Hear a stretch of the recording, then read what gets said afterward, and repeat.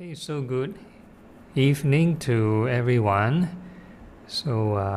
Chinese New Year is over, so we are still continuing this lesson. So I think 3 more lessons to go, and we are continuing on this topic on this ethics and Buddhism. So the theme is on non-violence. So we are just covering on the precept on killing. And we are sort of emphasizing or zooming in on the monastic rule on killing human, or some of the things applicable to other beings also. So if we go to the previous slide, okay, so we are actually talking about the various factors that constitute breaking of the precept. So remember, we have 5 conditions. First is the object. So the object must be a sentient being.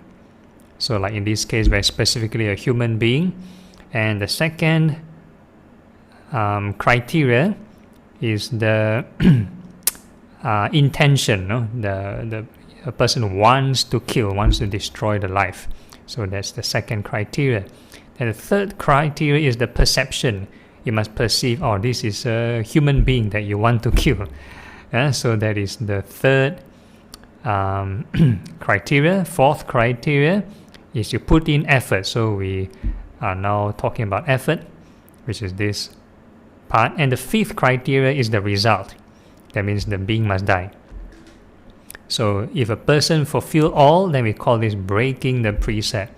So I think sometimes you might hear the term transgressing a precept and not breaking a precept. So if a person transgress a precept, means they fulfill some of the criteria, not all the criteria. Maybe one of the criteria or some of the criteria, then it's considered like transgressing the precept. So normally we, like before we start this session, we chant the precept, is to kind of remind us, oh yeah, we might have transgressed the precept, we work on improving ourselves. So it's part of the mindfulness training. Yeah, so that's the whole idea. Okay, so the effort here is not the right effort in the Noble Eightfold Path. This is actually the wrong effort. If a person want to kill someone, want to put in effort to kill someone, they will use 4 types of means. So these are the 4 kinds of efforts that people want to execute their move to kill. So we talk about first one, taking life. Second, arranging an assassin. Third one, describing advantages of dying. And the fourth one, inciting a person to die. So we've covered the first one already, the taking life. That means you personally kill the being yourself. Alright, so next slide. Yeah, so we covered this. That means using weapons, using your own fists, laying traps, putting poison and so on. So all these are you personally, if a person personally want to take action to kill. So that's the first part. Then we move on to the second part.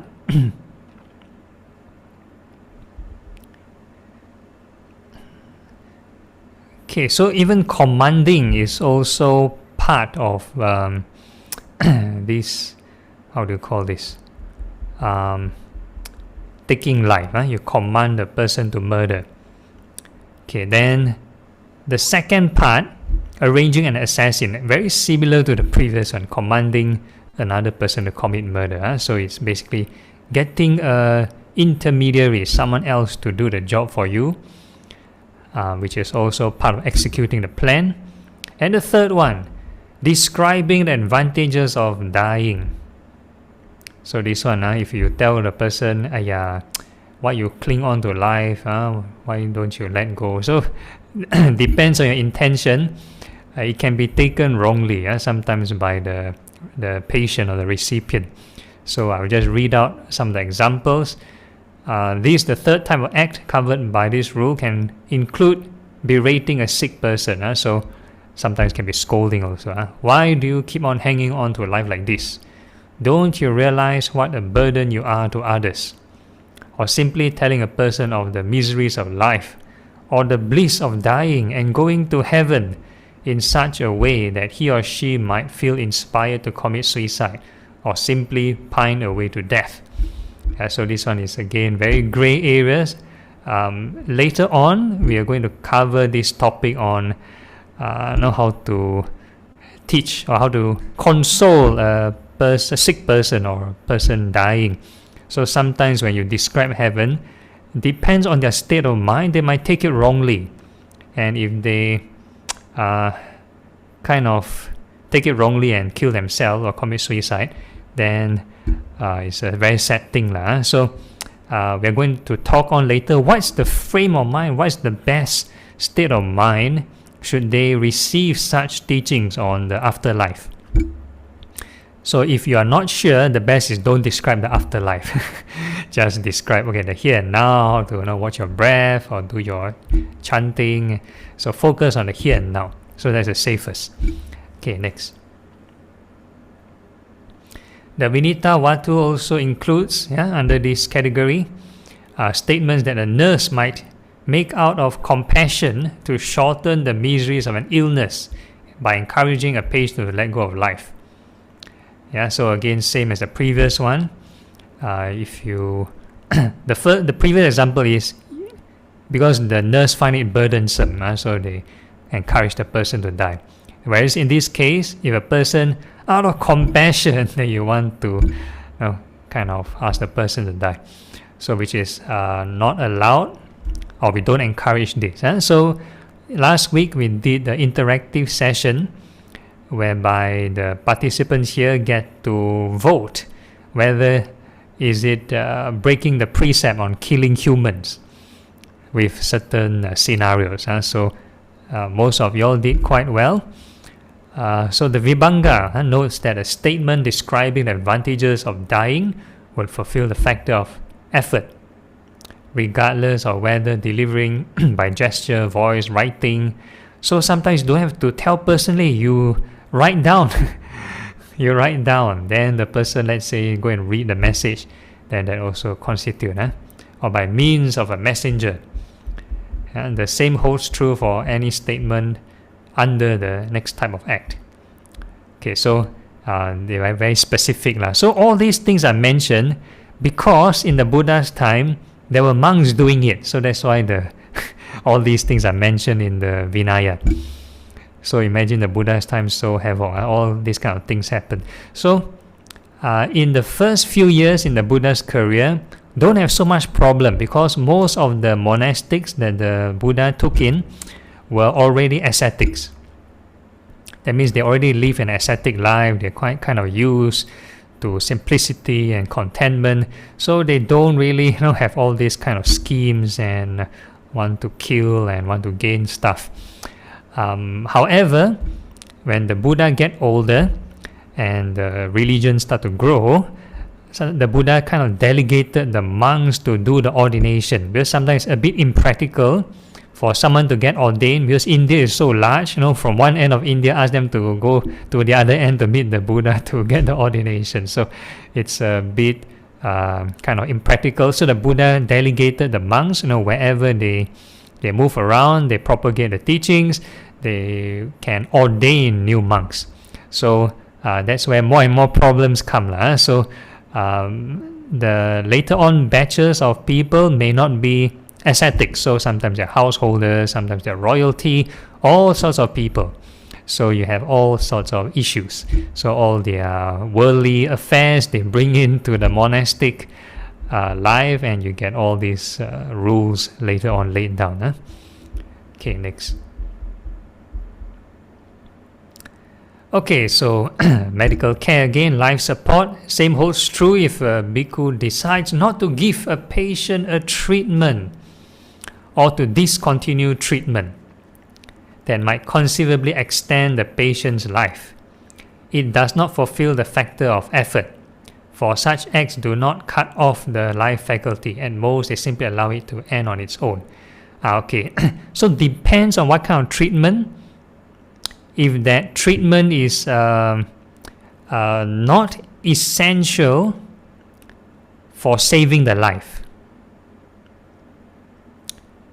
and for example, let's say the the family of the patient very poor, no money to pay for this all this kind of life support.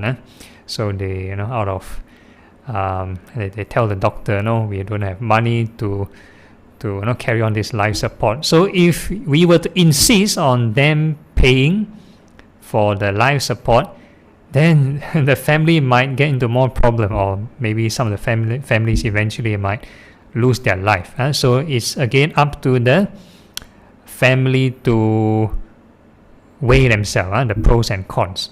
So again, this is non-coercion. If they want to continue the support, life support treatment, by all means.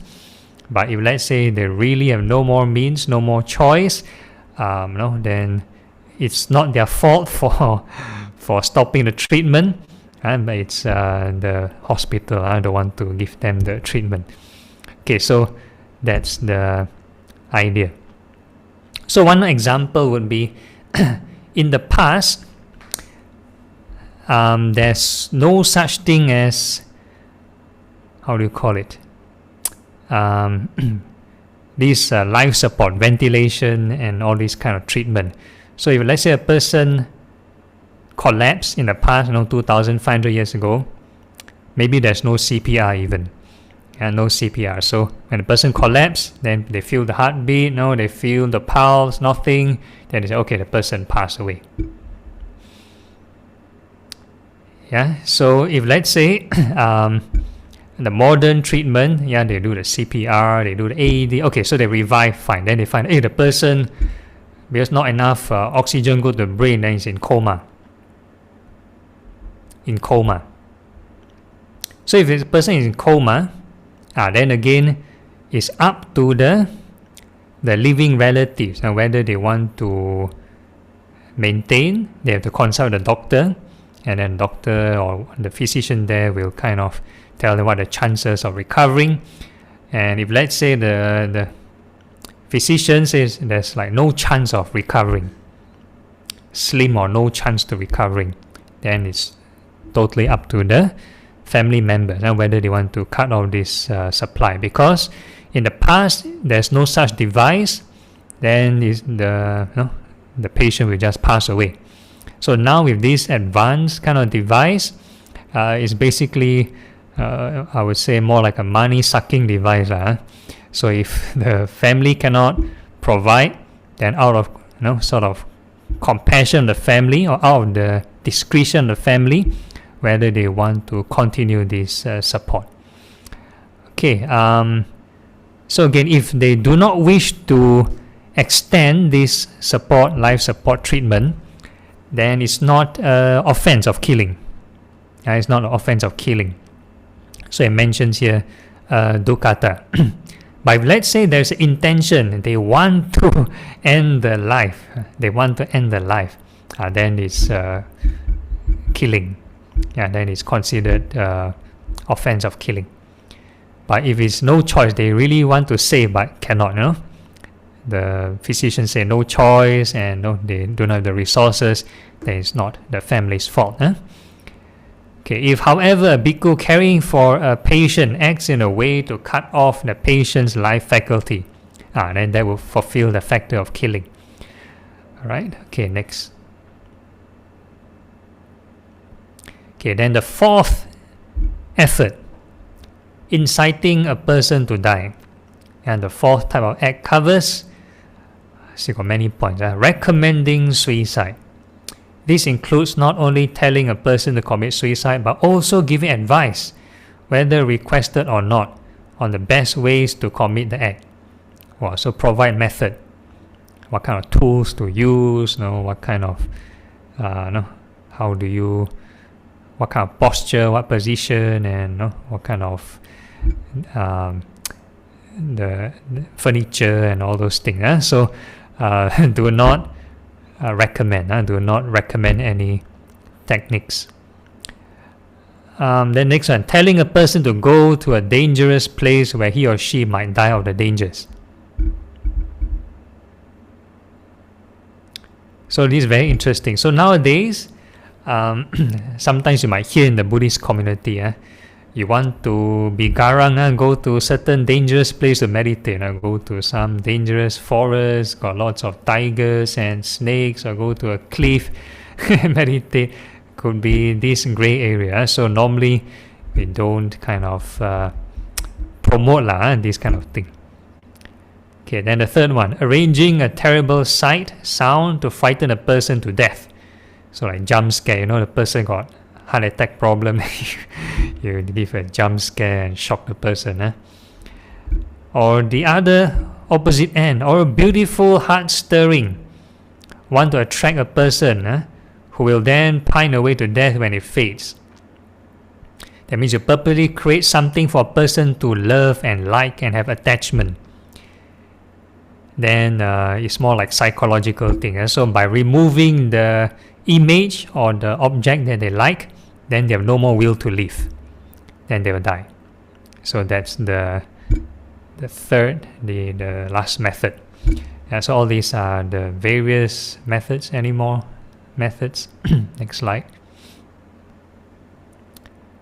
Okay, so the effort here, if you do any of the four efforts and the result is the patient dies or the person dies, then that's the fulfilling the fifth criteria, which is the result. So the factor is fulfilled if through the person's action the victim dies by cutting of the life faculty. Then this one again very hard to know, because eventually one day all of us will die, We are not immortal. So even if you don't do anything, we also will die. So they are going to define here, what is this life faculty? How does the result take place? Because the life faculty is something that inevitably ends, there is a need to define clearly how far the influences of a person's action should be traced for him to be considered responsible for the death. How does the action or the effort correlate to the death? Okay, so we move on to the next slide.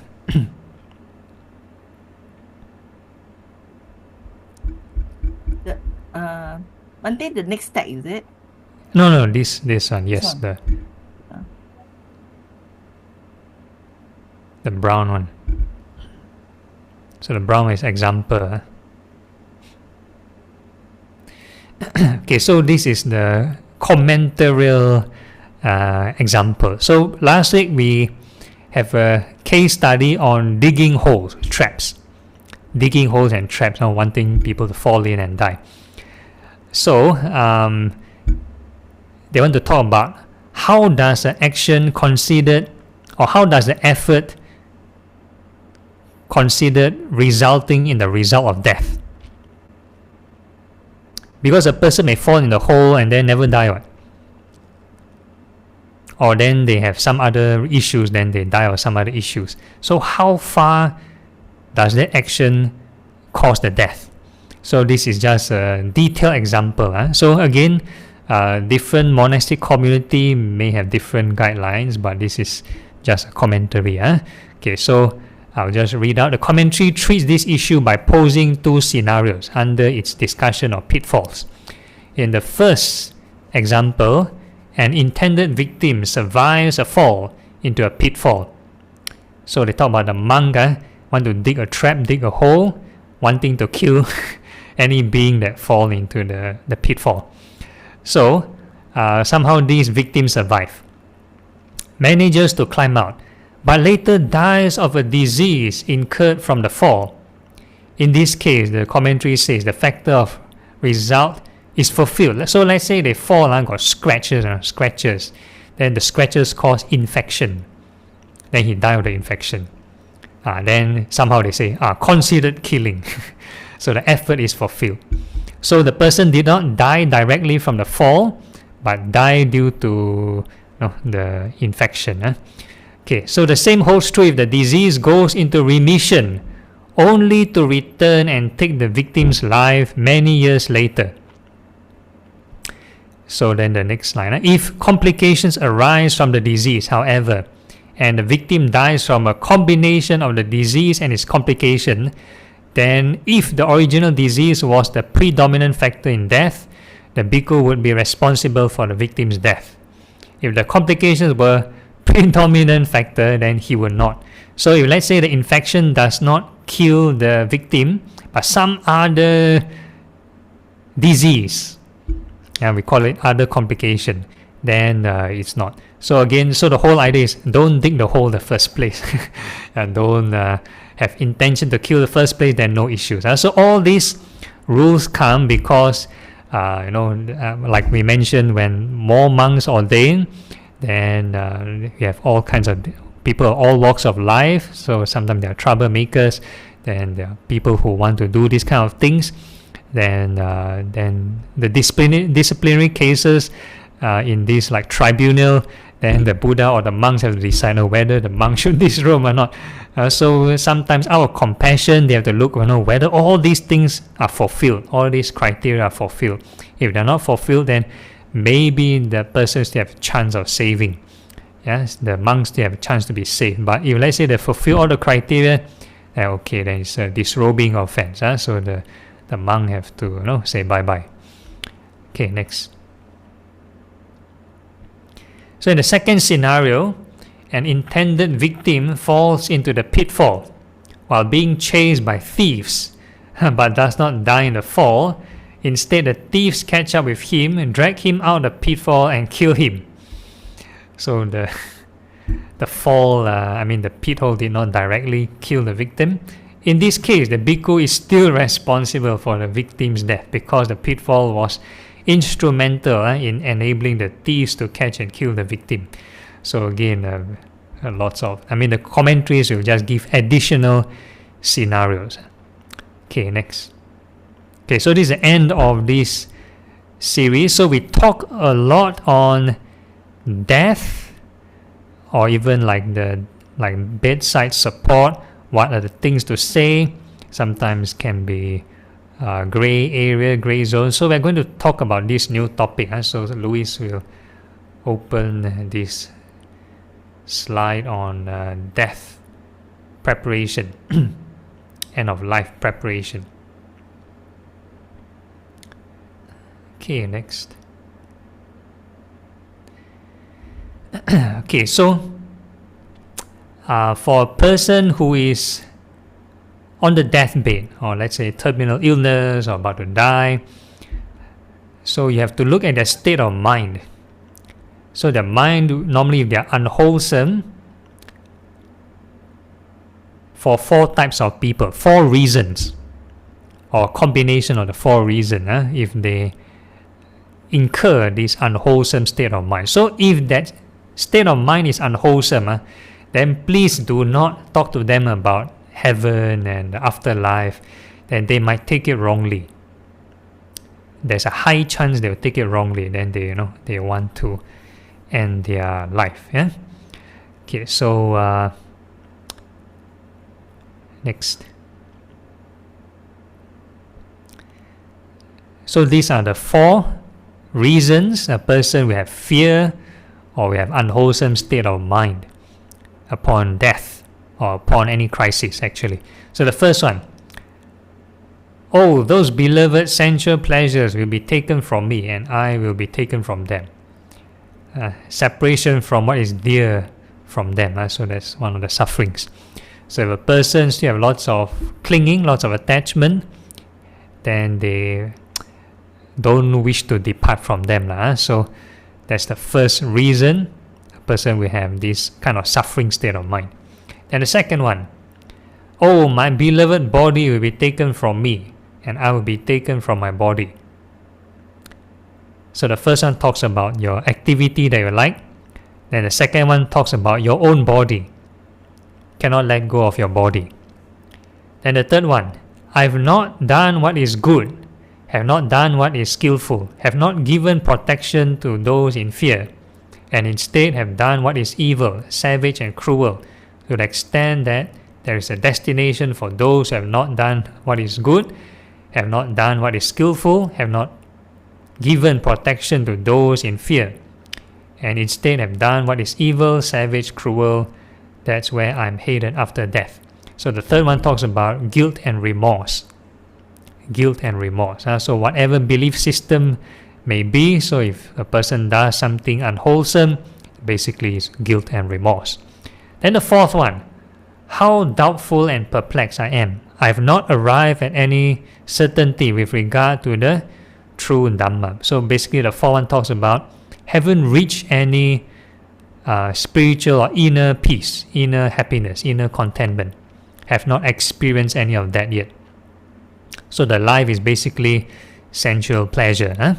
So these are the four, or any of the four, or combination of four reasons that a person will have a unwholesome state of mind. Okay, next. So the wholesome state of mind, if you do not have these four. So if a person have abandoned passion, desire, sensuality, then when they are sick or any crisis, about to die, then they won't have this fear or unwholesome state of mind. Okay, so when a person is at a deathbed, we're going to talk about how to slowly transform from this unwholesome state to something maybe neutral or more wholesome. So the next slide we'll talk about it.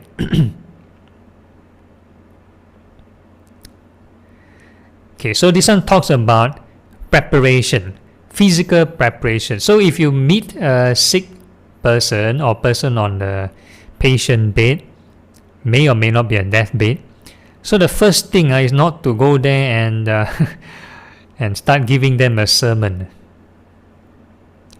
You need to show some physical gesture of goodwill, like taking care of their physical needs, maybe clean them up and stuff like that. So physical acts of goodwill. So there's a story, this monk with dysentery. So it's a bit like food poisoning and diarrhea, lao sai, all these things. Okay, so a certain monk was sick with dysentery. Then the Buddha and Venerable Ananda saw the monk lying foul in his own urine and excrement.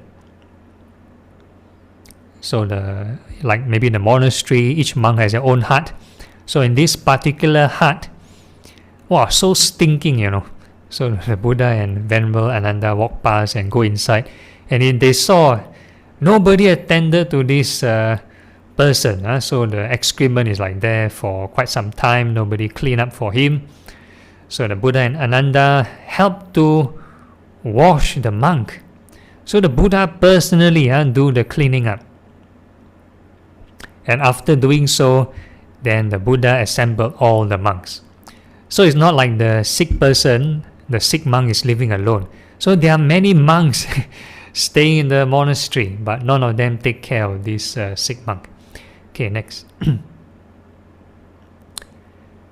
So the Buddha went on to ask the monks who are being assembled, is there a sick monk in that dwelling?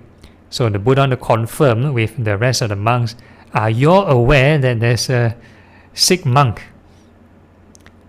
And the monks replied, yes, oh blessed one, there is. So they know. They know, but then they don't do anything. And what is his sickness? And the Buddha asked the monks. He has dysentery, oh blessed one. So the monks even know. The monks know that the illness of the sick monk. But does he have an attendant? So the Buddha went on to probe, does he have an attendant? And the rest of the monks said, no, oh blessed one. And the Buddha is asking, why don't the monks attend to him? Why don't any of you attend to him? He doesn't do anything for the monks, Lord, which is why they don't attend to him. So the rest of the monks, over realistic. If you don't contribute, then we don't help you lah. So that's their thinking. So they do not practice compassion. Okay, next. So the Buddha went on to kind of admonish the monks. Monks, you have no mother, you have no father who might tend to you. So if let's say the monks live in a monastery, usually the parents don't stay with them. But in certain Buddhist countries, they allow the parents to stay together with in the monastery. If let's say a person ordained, the whole family all move in. Whole family move in. It's more like a economic incentive. If you ordain, let's say the breadwinner ordained, and the rest of the family, all stay in the monastery together, become a preceptor. Then the monastery will take care of them. But in this case, in the past, they do not have such incentive. If you don't tend to one another, then who will tend to you? Whoever will tend to me should tend to the sick. So the Buddha mentioned, if serving the sick person is equivalent to attending to the Buddha. So that's what the Buddha said. If no preceptor, teacher, student, apprentice, fellow student of one's preceptor, or fellow apprentice of one's teacher is present, the Sangha should tend to one another. If it does not, all the monks in the community incur an offense of wrongdoing. So basically, there is an emphasis for welfare. Emphasis for welfare. So let's say for a lay person, we've talked about dana last time. If a person wants to, let's say, offer something to a monk, it's not offered to one monk, They have to mentally think of all the Sangha. Even the Buddha himself, when his stepmother want to offer him a robe cloth or offer him something, then the Buddha said, do not offer to him. Offer to all the Sangha, more meritorious. So the same thing. So in this case, for this monastic community, the Buddha talks about taking care of each other equally. So likewise, in the lay Buddhist community, you also must take care of yourself. It's not like, lay person, this fellow practitioner in trouble, then ignore, heck care. So that's not the right way to practice equanimity. So I think we talked about this before in one of my previous lessons, in the previous series on, I think, the sublime states. We talked about cultivating equanimity. Sometimes people think, equanimity is useful to have a balanced state of mind. So some people may practice wrongly, and they think by being bochap, you are practicing equanimity. So you ignore, somebody faint in front of you, ignore. don't see, don't care, don't do anything to help the person. So that is not equanimity. That is actually avoiding problem. So real equanimity is actually you still do your duties, you still fulfill your responsibilities and obligation, but emotionally stable, emotionally unaffected. So that is the true equanimity. So we're going to cover that in future lessons. So this is just a brief kind of sharing. Okay, next. Okay, so some monks might have attendant, especially senior monks or elderly monks. So the community will designate an attendant.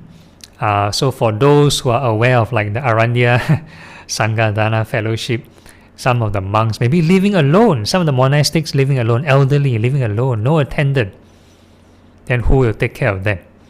Right? So sometimes if the lay community or the supporters, if they are aware, then usually they are the ones taking care.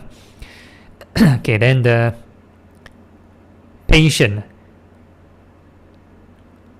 Okay, so sometimes not everybody are willing to be helped.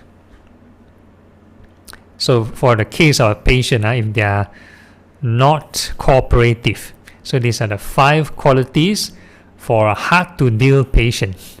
That means a patient giving trouble. Okay, so the first one, he does what is not amenable to his cure. And the second one, he does not know the proper amount of things amenable to his cure. So let's say the physician tells a person don't move around, then he still go and move around, go and walk and run and do all kinds of things, then maybe make the illness or the wound worse. Okay. Then the third one, he does not take his medicine. So if let's say he's being prescribed certain medication, they don't take. And the fourth one, he does not tell his symptoms as they actually are present to the nurse or the doctor, desiring his welfare, saying that they are worse when they are worse, improving when they are improving, or remaining the same when they are remaining the same. So basically, you do not convey or communicate what is actually happening to yourself.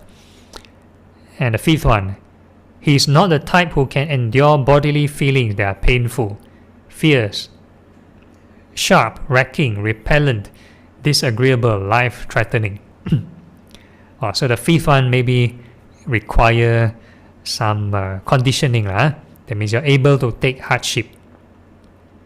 So number 4 and number 5, very different. Some people think, you want to endure bodily pain, then you don't tell the doctor and the nurse.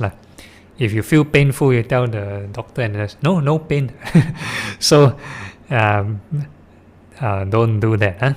So if it's painful, just say it's painful. So number 5 is more on making the surroundings more peaceful. If let's say a small pain, then you start to shout and scream, then basically creating lots of problem for the other people. Alright, next. Okay, then again, for the nurse or the person or the caretaker. So if let's say even you're visiting and you are not showing any signs of goodwill, then it's a bit hard to help the patient. Okay, so these are the 5 qualities of the caretaker. Number 1, he's not competent at mixing medicine. So let's say the doctor prescribes certain medication to take, how many times a day, how many pills and stuff like that. So the caretaker not competent in following the instructions, give the wrong amount, give the wrong at the wrong time. So we call it not competent. Number 2, he does not know what is amenable or unamenable to the patient's cure, bringing to the patient things that are unamenable and taking away things that are amenable. So maybe the doctor might say, please do not take certain food. Then you still bring that certain food to the person to eat, and makes the situation worse. Okay, number 3, he's motivated by material gain, not by thoughts of goodwill. So help the person in order to achieve their favor or goodwill. Maybe the person's about to pass away. Maybe they're going to write the will to him. So you start to help the person when they are ill. So do not help out of this motivation by material gain. Then number 4, he gets disgusted at cleaning up excrement, urine, saliva or vomit. So these are the things if a person is ill. So usually they have all these excrement. And number 5 is not competent at instructing, urging, rousing and encouraging the sick person at proper occasions with talk on Dhamma. So the key word is proper occasion. So it's not preaching straight away or all the time. You need to see the state of mind, the right time, the right mood. Then you kind of give this preaching. So you want to talk about Buddhist caretaker. So the 5th one is more on the mental welfare. The first 4 is more on the physical welfare. So mental and physical well-being. Okay, next slide. Okay, so to be competent for patient and the nurse is basically the opposite of the 5. So let's look back the previous one.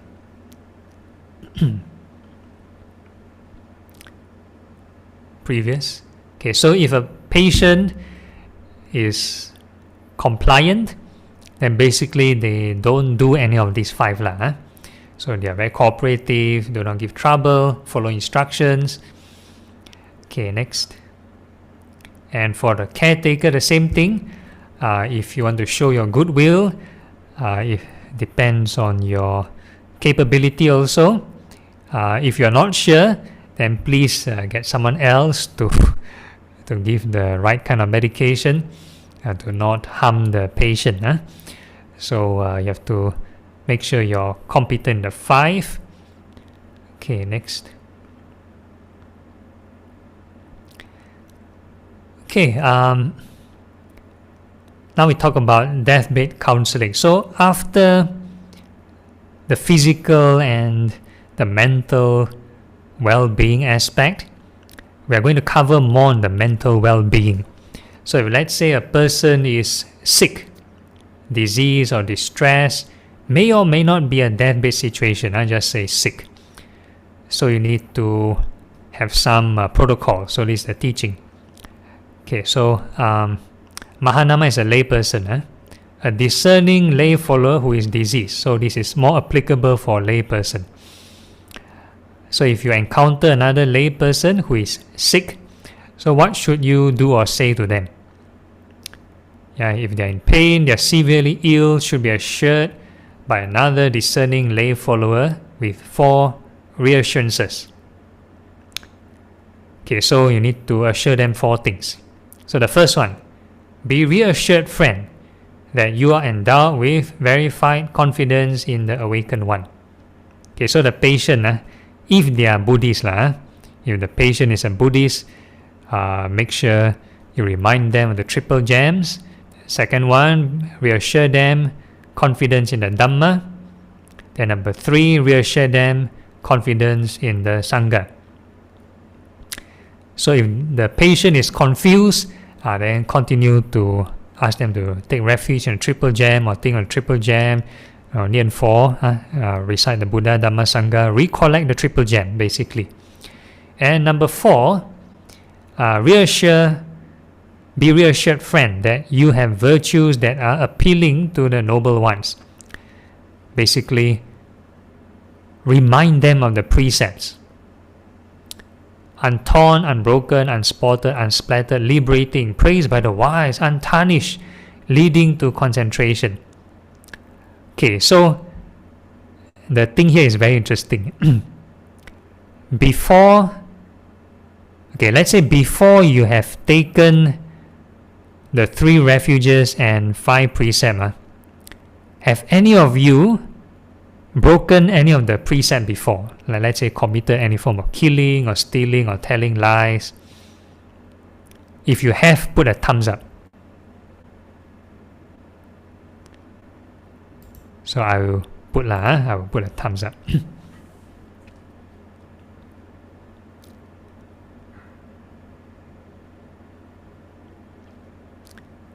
Right? So basically nobody is perfect. Nobody is perfect. So when a person take these training rules, observe these training rules, it's actually training your mind moment to moment. So we're going to cover that in the later lesson on forgiveness and repentance. So a person can actually turn over a new leaf. So if a person, let's say they, throughout their whole life, before their deathbed or before they are sick, they done lots of unwholesome things, then you need to reassure them at this moment, at their bed, their sick bed or their deathbed. Now they never commit any of the precept. They never break any of the precept. So at that moment, they are considered, they have observed the precept. So it's a moment to moment thing. So you need to reassure them that. So regardless of whatever belief system, so you tell them, okay, at this moment, you are not doing any wrong things now. So you think of this moment. Don't think of the past. Whatever wrong things you've done in the past, please don't think of them. Focus on the now, the wholesomeness, the goodness.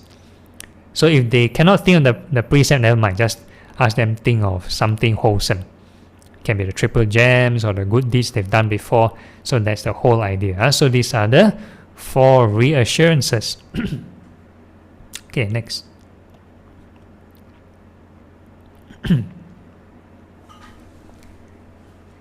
Okay, so these are the other questions you can proceed to ask further. Excuse me. Mahanama, when a discerning lay follower who is diseased, in pain, severely ill, has been reassured by another discerning lay follower with these 4 reassurances, he should be asked, friend, are you concerned for your mother and father? Basically the living relatives. If he should say, I'm concerned for my mother and father, he should be told, you, my dear friend, are subject to death. Okay, so that's why in the previous lesson we talk about lots of these. It's a gray area when we talk about inciting death, or talk about when you talk about death. Sometimes people may take it wrongly, So you do not mention this question until you reassure them and their mind is wholesome first. Until their mind is calm, they are able to rationalize, think logically, and then you can ask this question. If they are still delirious, cannot accept the reality, why I'm struck with this disease, they cannot accept it, then do not ask this question. Do not ask this question. So you only ask this question when you find that they're calm, they're rational, very objective, and okay, then you ask them. Right? You, my dear friend, are subject to death. If you feel concern for your mother and father, you are still going to die. If you don't feel concern for your mother and father, you are still going to die. It would be good if you abandon the concern for your mother and father. So basically, to tell the person about to die, or let's say seriously ill, to don't worry too much. And don't worry too much. So this is only asked if they are calmed down. Okay, next.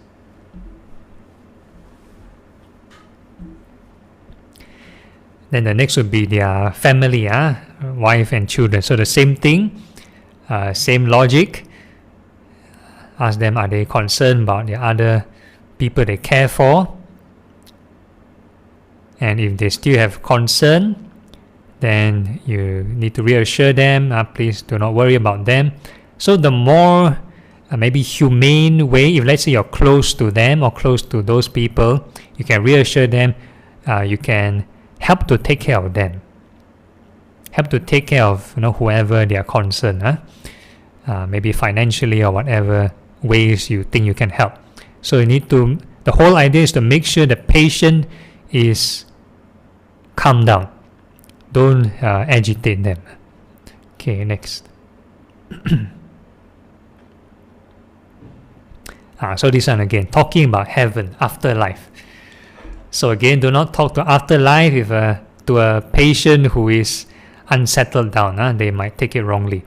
So after they let go already, they have no more concerns for the family and whatever not, they detached, they can raise their consciousness by talking about heavenly states. So this method works if let's say the patient is familiar with the law, the stories, and if they believe in the various realms in the afterlife, then it works for them. Like most of us, or even in the Theravada Buddhism, these different realms are not being taught too much. It's just like briefly mentioned, okay, there are these beings. Not so much is mentioned about the stories, the heroic deeds those beings have done and stuff like that.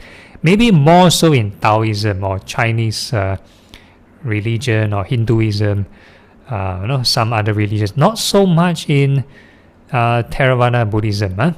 So the closest equivalent maybe in Mahayana Buddhism, they talk about the Bodhisattva stories, right, and the good deeds they've done, and so on. So you can mention those stories, those things that they are familiar, to inspire them to think of the goodness, the heroism or the good deeds that they've done. So in meditation terms, they call this Devata Nusati. We call recollection of the good qualities of the Devas.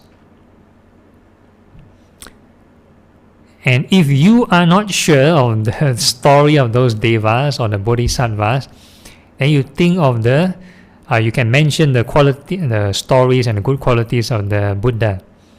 Buddha, Dhamma, Sangha. So stick to the first three. Okay, so this one is in the sutta. So during that time, probably the predominant religion was Brahmanism. So the lay followers are very familiar with all the different heavenly realms and the stories and the law with regard to the Devas there. So I'll just read through. So once they're put down, the concern for the wife and children or the family they care about. Friend, are you concerned for the 5 strings of human sensuality? If he should say, I am concerned for the 5 strings of human sensuality.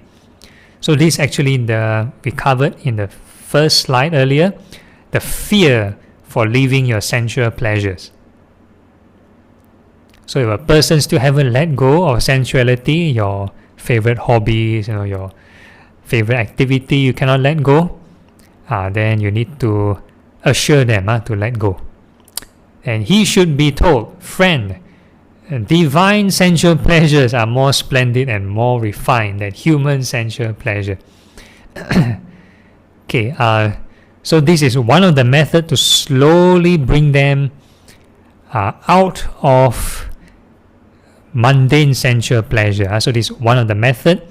Again, not many people may know this technique, because this one requires the patient to actually know the Deva realms. Okay, it would be good if, having raised your mind above human sensual pleasure, you sat on the Devas of the 4 great kings. So this is the 4 great heavenly kings. So that's one realm above the human realm.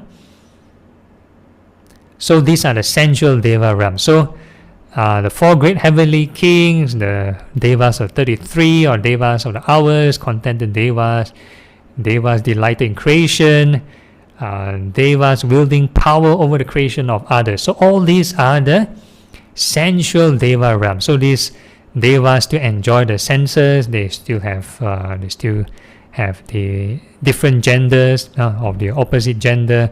They can have children and stuff like that. Okay, so whereas in the Brahma world, the last point mentioned, so these are the Devas or the divine beings that are beyond sense pleasure. So how to experience these states without using this method? It's not like I mentioned, okay, I want you to experience the contented Devas, then you immediately become a contented Deva. No. Right? It's not easy to do that. So there is another way to go through this, is by performing or thinking of the good deeds you've done before. For example, thinking of charity. If you think of doing goodness and charity, it may not be sequential. It may not be Devas of the 4 great heavenly kings and so on. A person who thinks of good deeds they've done, depending on their intention or their karma, may jump to even the thinking of the Brahma world.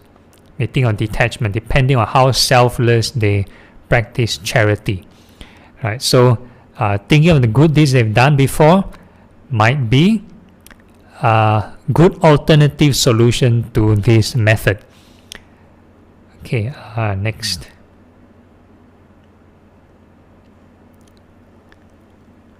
If he should say, my mind is raised above the devas, wielding power over the creation of others, and is set on the Brahma world, he should be told, friend, even the Brahma world is inconstant, impermanent, included in self-identity. It would be good if, having raised your mind above the Brahma world, you brought it to the cessation of self-identity. Okay, so in the Brahma world is equivalent to the jhanas. So basically they are the concentrative states.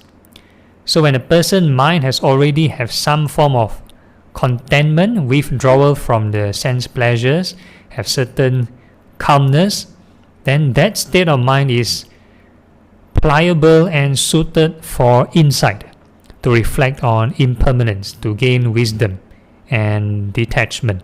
So that's the whole idea. So you don't have to mention the different deva realms or the Brahma worlds. You can even talk about Nian Fo, that's the fastest.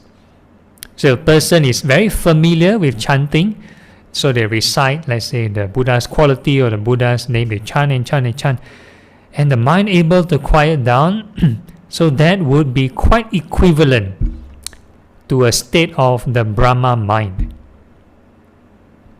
So when their mind is calm and peaceful, then you direct them to think of detachment, think of impermanence. So that will let go of their identity view. Okay, if he should say, my mind is raised above the Brahma worlds and is brought to the cessation of self-identity, then I tell you, Mahanama, there is no difference in terms of release between the release of that lay follower whose mind is released and the release of a monk whose mind is released.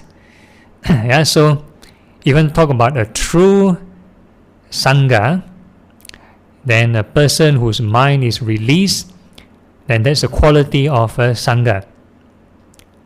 So if a person wears the robe, that's the conventional Sangha. You're going to talk about detachment, letting go of this identity view and the ego, and that is the ultimate goal. Okay, so another way to experience, or there are many methods to experience the concentrated mind. For example, the four sublime states. If a person, let's say, practice loving kindness, they wish may all beings be well and happy, they may reach the first Brahma world, first jhana realm.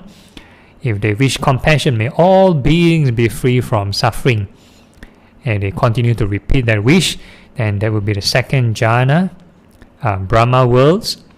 And if they have this thought of appreciative joy, they wish, they rejoice with all beings, their accomplishments, whatever they have achieved. They keep on repeating this wish, and the mind calm down. They may experience the state of mind or the happiness of the third jhana, the Brahma worlds of the third jhana. And the fourth jhana will be equanimity, if they reflect on equanimity or the concept of karma. All beings are subject to karma. We reap what we sow, and they are accepting of karma. Then they experience equanimity of the fourth jhana. So that would be another method of raising the mind to the Brahma worlds before talking about detachment and impermanence. So there are many methods to go about it. So depending on the skill of the caretaker and also the level of receptiveness of the patient, so you have to see which method suits the best. So sometimes the person might, or the patient might be more receptive of, let's say, chanting the Buddha's name, so you use that lah. So if, let's say, the person is not a Buddhist, non-believer, you cannot use chanting the Buddha's name, then never mind lah. So you think about the good deeds lah. Ask them to think about the good deeds. So that is more universal. Ask them to think of the good deeds, make sure the mind is calmed down. But thinking of good deeds alone, you are not sure whether they are able to reach concentration. Yeah, so thinking of good deeds may just reach the sensual deva realm, but you've tried your best, so that is good enough. Next slide. Okay, so this is the deeper questioning deeper questioning on letting go of self-identity. So these are the more chim or the more profound kind of questions you can ask for those who are, let's say, maybe more knowledgeable. But the previous questions are actually good enough for most cases.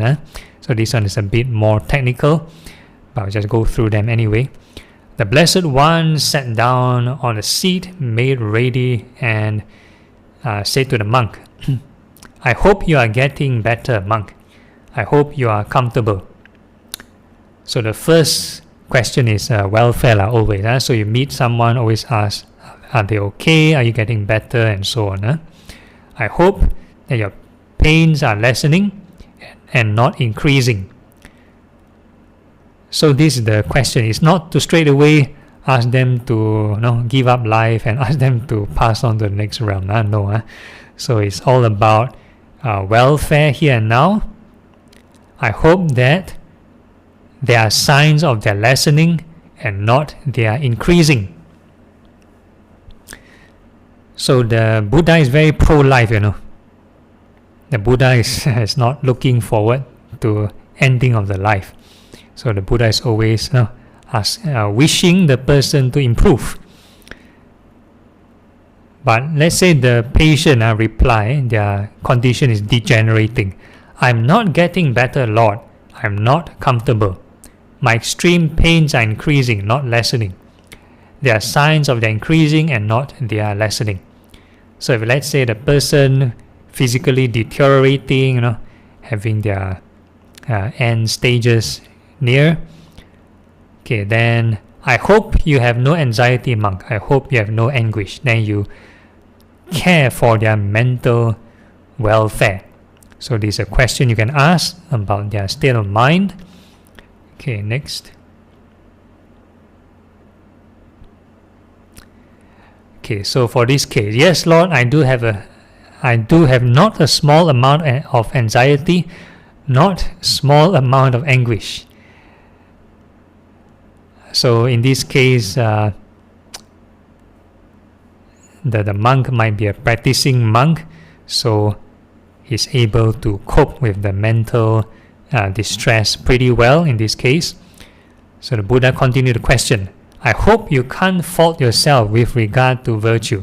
So similar to the previous one on assuring the patient on their virtue. No, Lord, I can't fault myself with regard to virtue. That means this monk observed his precepts very well. Then what are you anxious about? What is your anguish? So the monk responded, I do have not small amount of anxiety. That means he still has some anxiety. So the Buddha is asking, what are you anxious about? You have no regrets, or you never commit any transgression or break the precept. I understand that the Blessed One has not taught the Dhamma with purity of virtue as its goal. So the precept is not the end goal itself. So some people think, precept is the end goal, so they just wayang lah. Everything don't do. Then they can keep the precept very perfect. So that's not the end goal of the practice. If you understand that I have not taught the Dhamma with purity of virtue as its goal, then for what goal do you understand that I have taught the Dhamma? So the Buddha questioned the patient. If it's not the precept, then what is the further meaning? What is the further essence of the teaching? I understand that the Blessed One has taught the Dhamma with total unbinding through lack of clinging as its goal. So the monk, the patient has some right view that unbinding or Nibbana is the highest. Okay, next.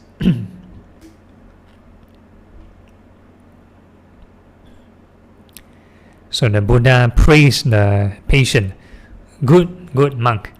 It's good that you understand that I have taught the Dhamma with total unbinding through lack of clinging as its goal, for I have taught the Dhamma with total unbinding through lack of clinging as its goal.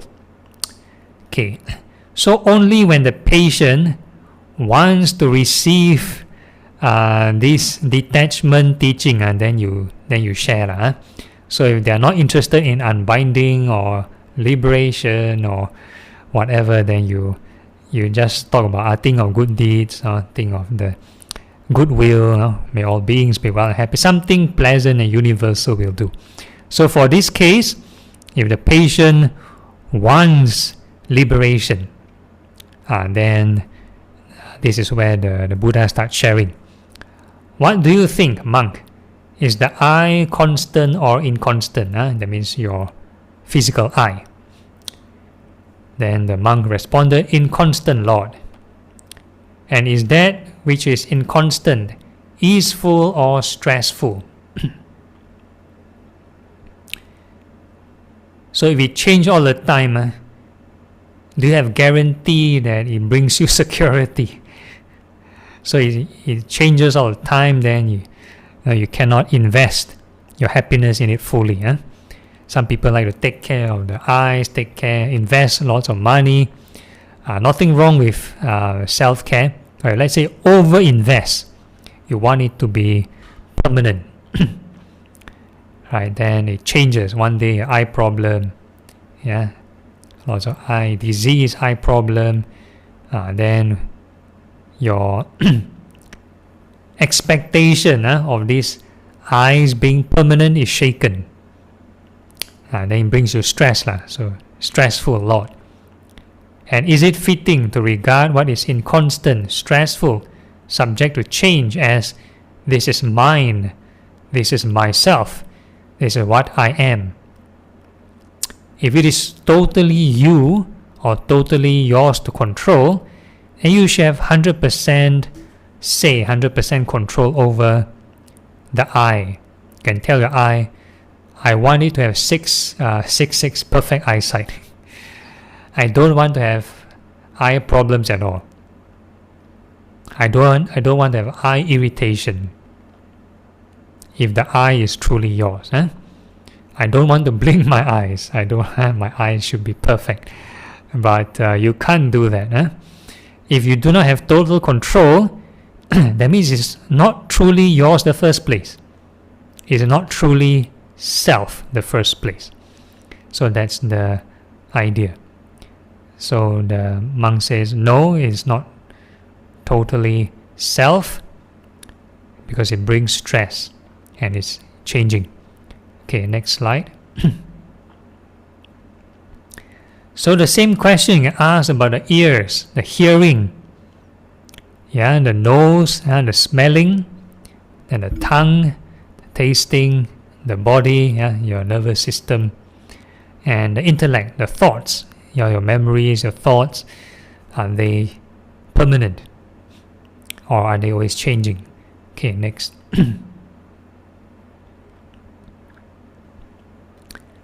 Okay, so after these kinds of, we call it insight, part of insight reflection, understanding impermanence, suffering and non-self through the sixth sense media.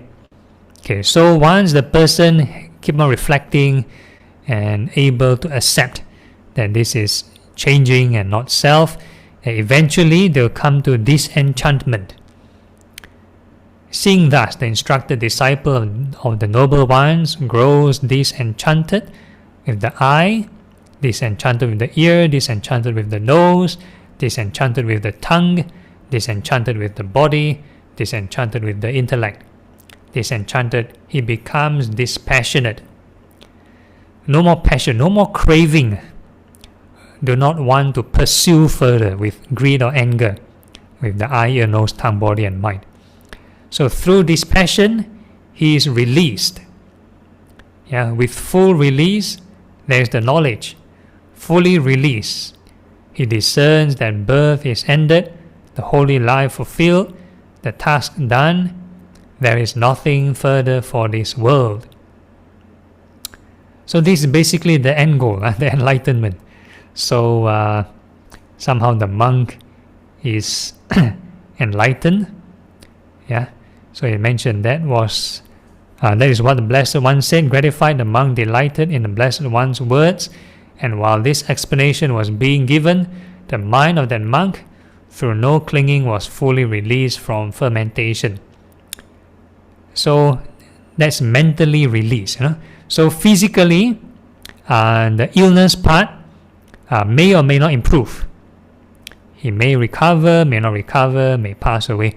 But the main thing for Buddhist caretaker is to take care of the mind. So the question that you ask is more on taking care of the mental well-being. So physically, you still need to take care of the body, like cleaning up the excrement, give the proper medication. So you need to be a bit pro-life. That means try to heal the person, but mentally ask them to not resist, not to fight, not to crave, no pushing, no pulling, so that without stress, sometimes the lack of stress may cause the immune system to improve. Our immune system can be affected by stress. So if the person always worried and that bit worried, always struggling, and maybe a bit hard to cure, a bit hard to improve. So if you are able to remove the stress factor, then it's about the physical factor already, the medication and so on, and the nutrition and everything. Okay, next. Okay, so that's the end of my sharing for today. So I'll open the floor early to Q&A. Any questions you want to ask regarding this deathbed or even the ethics part? Yeah. So if any questions, you can unmute yourself to ask Bhante directly, or you can type it in the chat box. Bhante, I'll ask first. Okay. Okay, just now the slide you were talking about this at the deathbed are for those patients that are actually they are still conscious, so they are able to answer all these questions. Because I'm volunteering in a hospice, whereby when I go to the patient, most of them are actually already unconscious. So which are the other method that we can talk to them to actually, to let them more relaxed? Very good point. So like I mentioned earlier, the technology of life support and stuff like that wasn't around 2,500 years ago. So like the death bed kind of preparation, most of them are conscious. But in the modern case with this technology, so if the patient is unconscious and on the life support, then it's good for the caretaker or the living relatives or friends to at least imbue positive vibes. So you may say your prayers, do your chanting, radiate good thoughts. So that will help. Indirectly help in a certain sense. Is there any okay, if I know the patient is a Buddhist, now I'll try to tell them something about Dhamma. So what would you propose that I'll talk to them? That's good. That's good. Yeah, that's good. You tried. You just try your best to give some positiveness, Because whatever occur in their thought processes, we won't know. We won't know. So you just do your best, Yeah. Okay. But I'm very certain they can hear because they will hear. Okay. That's good. So you have some experience shared by Louis. Thank you for sharing. So talking to unconscious people on life support, that helps. Okay, anyone else want to ask questions or do any sharing? Anyone has experience with this? All right. Bante, can Yep. I check with you? Because my grandma has dementia and she's in her 90s. So every time I go there, I realize that I tend to repeat the same thing. So she actually likes to see videos on like Guang Ming San, and then she'll recall vaguely like, oh, she 皈依 there last time, and you'll see her being very happy. Okay. Yeah, so is there anything else I can do to help her? Yeah, so at least that's a good sign as long as she's happy and in a positive way, in a wholesome manner even. So that's the minimum you can do. So anything further, if you want to probe, if you want to try further, would be like chanting lor. Yeah, if she's a Mahayana Buddhist, then you ask her 念佛 lor. Yeah. So that would help her strengthen the samadhi part. Yeah. Okay. That means we don't talk about what happened in the past already. Yeah, continue to do that first. You do that first. That's the first step. Make her happy, then you go through that phase already, then easier to talk about the next topic. Yeah, if the mind is not ready, you straight away jump to or you can try. If she's not ready, then you go back to the square one, back to the reminiscence of the past, of the visit to the temple. So that'll be fine. Yeah. Okay, but then you mentioned just now to Louis about like radiating good vibes to the person. So that means like, for example, we 念佛 and then just in our heart we are thinking we are dedicating merits to that person and wish them well. Yep. Is that what you meant? Yep. But Louis mentioned that they can hear, so you can try talking also. Try talking. Okay, can. Sometimes thoughts alone may not be as effective than talking and radiating the vibe. So you talk and also radiate the positive vibe. So better lah, you play safe. Okay, that means talk positive things and make her happy. That's the main thing. Yes, correct. Yep. For a start. Yep. Okay, can. Thank you. Okay. Okay, there is a question from Judy. Okay, and she says, Dear Bante, can I check if using morphine at palliative stage, is it breaking the precept on intoxicants? No, if let's say it's prescribed by the physician, then it's all right.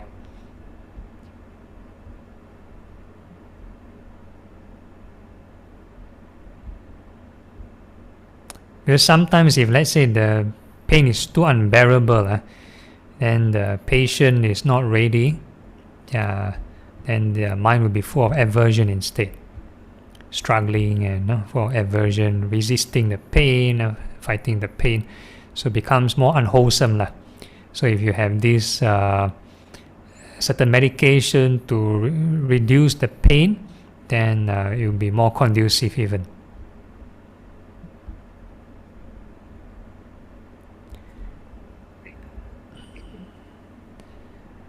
Okay, any other questions? Bante, may I ask if this person has no faith at all and she doesn't believe in anything, and she does not also believe in doing charitable acts, but all the time breaking precept. So if at her deathbed, how we help this type of people? And you need to think of their virtues, whatever positive qualities they have, and you keep on bringing them up. But unfortunately, she doesn't really have any of these virtues at Bante. Yeah, so probably very challenging. If you do not know the person well, then avoid talking.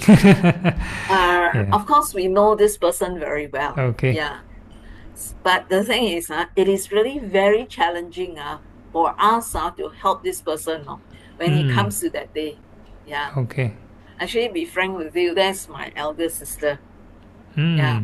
My nephew, the son, and the daughter-in-law was with me yesterday after the dinner. Yeah. She went back and they were at my place. So we were talking about, wow, her last day really will be very tough. Yeah. So yeah, I said I also wouldn't know how to help her. I think I can share something. I have this Yeah. experience. Okay. Yeah. And because all the patient in the hospice, I actually don't know them. I also don't know Okay. them about their past and their background. I only read about their profile, only a slide about their profile only. So what I do is maybe I can share this with Susan. Mhm. I told the patient, I say, I don't know you well, so I don't know about your past, but I'm very, very sure for your whole life, there must be things that you have done. There must have some good deed that you have done. So I quote them a few example like, I'm very sure you press the leave for people to come in, you wait for someone, or you open the door, you don't just slam the door on people who is coming in the door. Those very tiny act. So whatever small little act I can think of, I'll just tell the patient. I'm very sure, I mean, jackpot, some of them they might have this out because a person cannot be like uh so terrible. Yeah, there must be some small good deeds they have done now. Yep.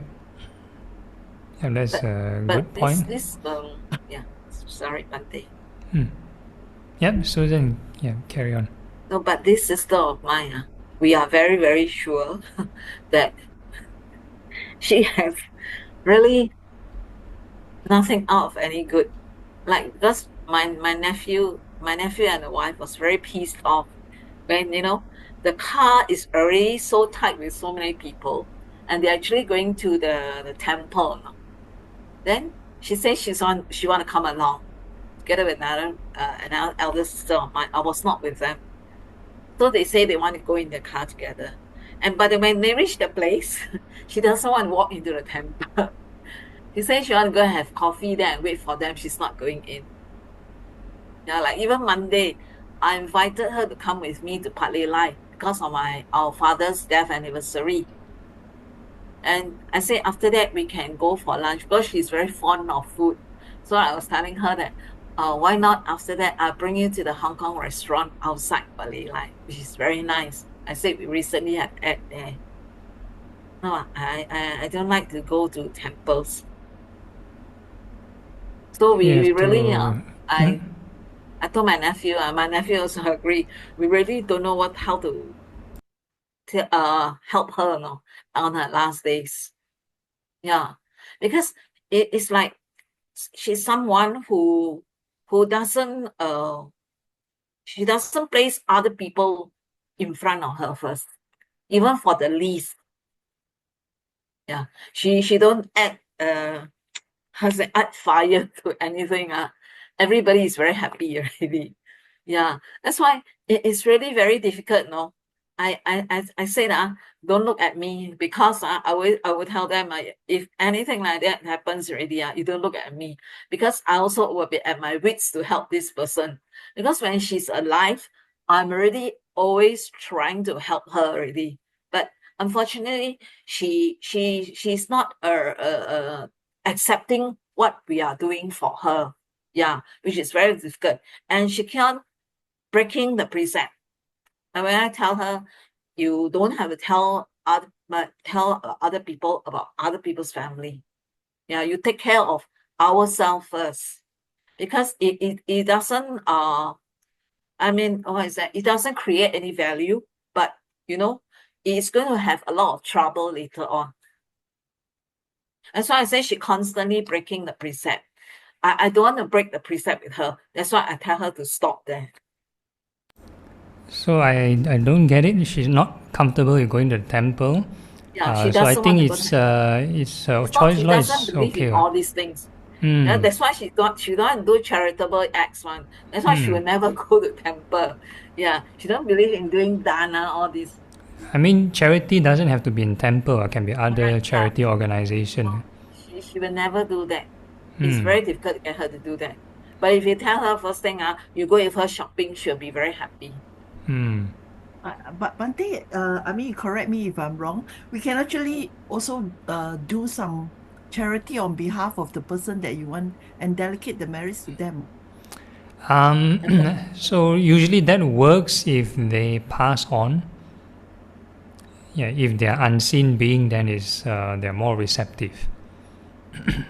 I think Bante, you mentioned before, right? If we do any dana on their behalf, we also must tell this person, right? He must know that you have done this dana, right? Yeah, so if let's say if it's a living person you want to do on behalf of them, they need to rejoice in that deed in order to create the merit. Yeah, if you do not inform them you dana, they still carry on their life as usual. That's it. Yeah. That's why I mean, I can tell Bante, I really wouldn't know what to do. Yeah. So I will feel very bad because my nephew always helped me in it. So I mean, if really there's one day like that and I'm still around, if let's say they come and approach me, if I cannot, I don't know what to do, then it will be like very difficult, right? Even if one day I go and get you to come down, I mean, even you speak to her on anything about religion, she wouldn't know anything. Yeah. Yeah, it's alright. Don't have to talk about religion. We talk about goodness in general, wholesomeness. So things like you can think of goodwill, compassion, those positive virtues, lah. Yeah, but really, I really will crack my head one day to help this person. Yeah, because you tell her one simple thing like that. If you cannot help a person, you also don't harm that person. Like even my own mom, she's more like free thinker. She also tell me, she cannot accept religion one. Whichever religion, can be Buddhist, Christian. Talk to her, she's like one in. She'll say one in, one out. She'll tell me this. So please do not preach to her. The only thing you can talk is the positive virtues, law.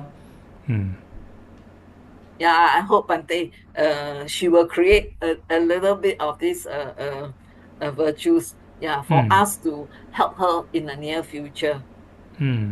Yeah. Thank you, Bante. Okay. So currently in the Tuesdays, in the MSBS Zoom session, we are covering about the various belief system, whether the people believe in eternal afterlife or not, or there's a nibbana or not.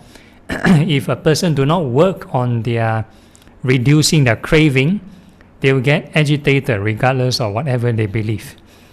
And if they really work on their craving, reduce their craving, become selfless, regardless of the belief, they will be at peace. Okay, right. Okay, thank you, Susan. Anyone else has any questions that you would like to ask Bante? You can unmute yourself. Jia Ning look like she has a question. Yeah, Jia Ning, any questions from you? No, I don't have questions. Okay. All right. Okay, Bante, so does that mean that every day is a good practice for ourselves to make it as a habit that we think of the goodness that we have done, not in terms of attachment, but just to make sure that we are in that kind of frame of mind where remember the goodness and the sharing and caring that we have for others? Yes, that's right. So the slides we showed earlier is like in sequence, in ascending order. We talk about thinking of the goodness first, your refuge, your precepts. Then we talk about having a concentrated mind. Then later on, wisdom and reflection and detachment. So there's like a sequence. So it's a bit like driving. You have gears of a car. You don't straight away start off with the fifth gear. You start off like the first gear and the second and third. So it's a bit like warm up. Yeah, so you don't straight away go to talk about inconstant and non-self. So that would be, the mind may not accept it. The mind will not be ready to accept. So if a person is, let's say, aging and having sickness, they go through sickness, you cannot straight away think about impermanence and non-self if the mind is not conditioned correctly. And the mind will be worried, I'm sick, then how to take care, and they start to worry. If let's say you're healthy and you reflect on sickness, my insurance how, my medical bill how, you start to worry instead of letting go. So not all reflections are meant to be put at the front. So the beginning part, the warm-up part, is all the wholesomeness, all the good things you've done. Once the mind is smoothened out, ready, then it's more ready to accept the truth. Your mind needs to be more rational first, then you can accept the truth of impermanence and decay and stuff like that. Okay. It's a gradual process. Yeah, gradual process. So we always start off with like loving kindness. So that's the universal. Okay, thank you. Okay. Any questions? From anyone? I have a question. Jianing. Sorry, I'm Hui here. Okay. So, regarding the recall the good qualities of Buddha, Dhamma, Sangha, it can be anything that our own understanding don't necessarily from the Itipiso, the formal version, right? Yes, correct. As long as it's wholesome, definitely. So the 9 is more like the compilers and editors and reciters down the many generations. Then they have this formula. So of course you have the more versions like the Buddha, Jaya, Mangala Gata, all the victory stanzas of the Buddha, his various virtues, his patience. He talk about his dana, parami. The perfection in giving and stuff like that. So any kind of virtue you can recollect about the Buddha, and definitely you can recall them. Okay. And just now mentioned if really someone not interested in religion, maybe don't have any good quality like helping others, but is it okay that to the minimum, let's say the person treat the family well, although it's family still have although the kindness he or she give to family is with attachment, but at least it's also kind to family, right? It be used to help the person recall, let's say, you have take good care of the family, something like that. So you praise the virtue on responsibility and stuff like that. So you slowly work your way up. Then of course, if you can, then you talk about loving kindness. Let's say a person is non-Buddhist, you have loving kindness, and extend out, ask him to wish all beings well and stuff like that. Okay. And just now in your sharing, you mentioned if someone's mind not ready, then we talk about the heavenly realms, then maybe the wrong idea, then the person then I die, then I can go. Correct. So in that case, is it so-called safer not to talk about heaven, because we don't know whether the person's mind wholesome or not wholesome, right? Yep, whether correct. Ready or not. Yep. Okay. So in that case, the reflection of the Deva realm is more like maybe position it as reflect the good qualities of Deva, something like that. It's actually more on to me it's more on a metaphor on raising the consciousness level, the state of mind, from let's say a not so meritorious state, then you make it more meritorious. So that's the idea. So it doesn't have to be in that sequence like mentioned in the sutta. You can use whatever kind of reflections they are familiar with. So however the person's merit jump is totally up to the person. Okay. Thank you, Vande. All right.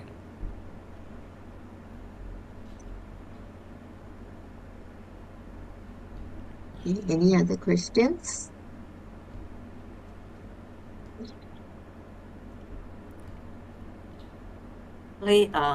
Sorry, Bante. Yeah. Actually, yeah, she has very little. Was one virtue that I can remember is when my dad was starting to get sick, but he was still able to eat. At times she made very good mee sua. She bought the trap fin fish. Yeah, those very good fish. She cooked for him. But when that time when his illness took a turn for the worse, yeah, then my aunt's family, they are the Nian Fo one, and they are really very pious vegetarian. So they came almost, I think, daily to do a Nian Fo for my father. And this elder sister and my another elder sister, two of them were wailing there. They say that they commented that their father, our father haven't died. Why you all start coming here to cry? Wow, really make a very big chaos. So after that, I think my elder brother got the wind of it. I got into trouble because that aunt is my mother's side's aunt. Yeah. Then my brother call me up. And you tell your uncle and auntie, don't come anymore to chant. They are not really Buddhist, no. I think they are more of the Taoists. Although they go Buddhist temple, they only believe that they bye, they get good luck, that sort of thing. That's what they want only. So that's I think a lot has got to do with the compromise. When family members have different practices, it's good to have a kind of diplomatic kind of solution, which is not easy, not as easy. You need to have different parties, who should do what practice and stuff like that. Yeah, so within the family, need to discuss properly.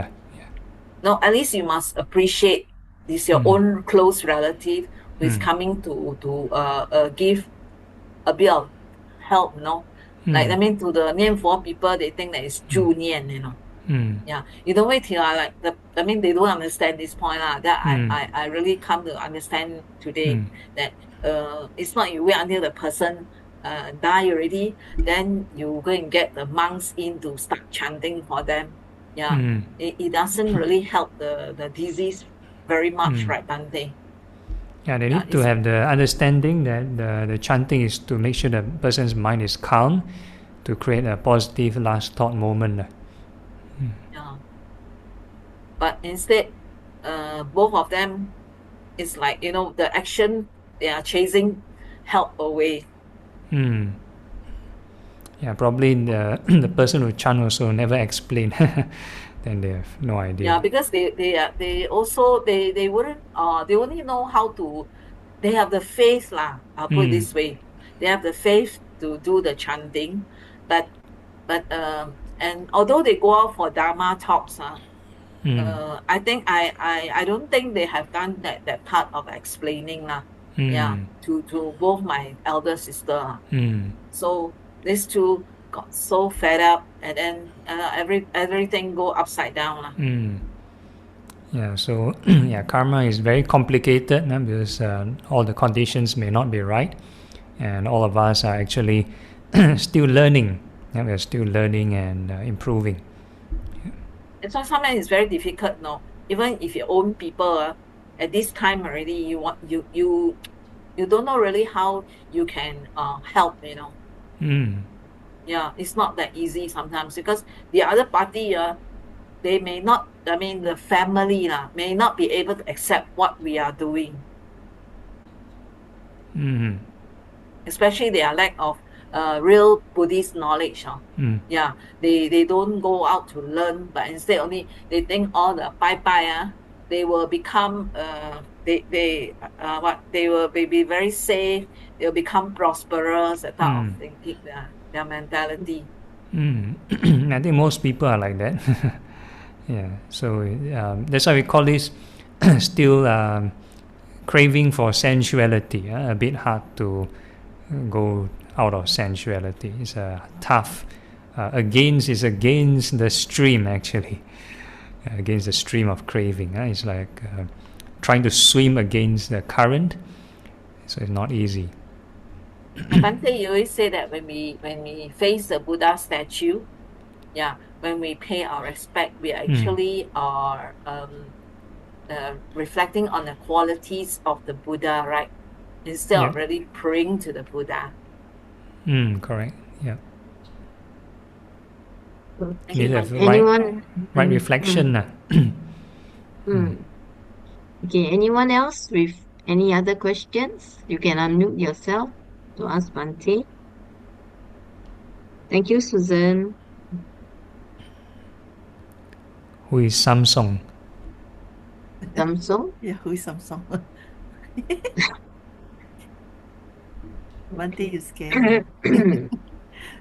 Wei-Ling, you have any question? Yeah. Willing? No, I don't have. Okay. Or maybe not questions, maybe any thoughts, Willing? No, it's a very interesting topic, actually. So just listening to Bante and the questions that you all asked. So yeah.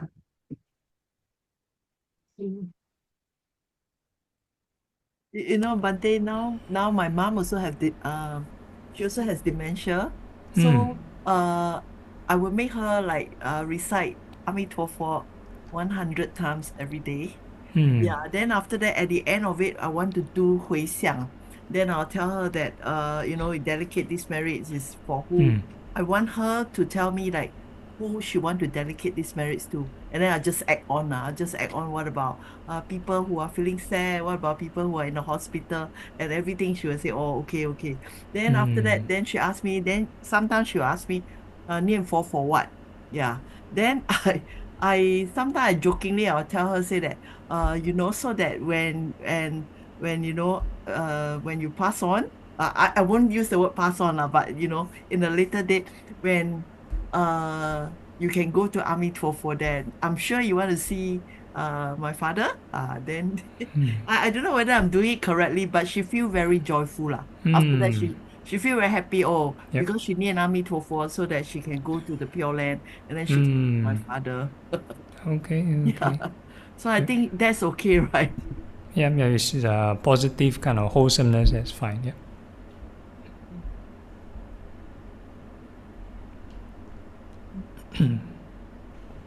Yeah, because like for people with dementia, you cannot give them like lectures and discourses. It has something simple.